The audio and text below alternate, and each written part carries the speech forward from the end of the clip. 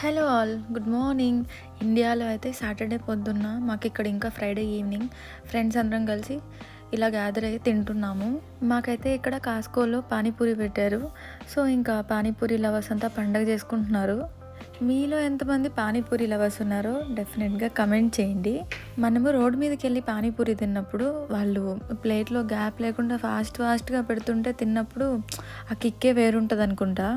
ఇక్కడ మేమైతే ప్రశాంతంగా కూర్చుని ఎవరికి తినాలనిపిస్తే అది స్టఫింగ్ చేసుకుని పానీపూరి బాగా ఎంజాయ్ చేసాము.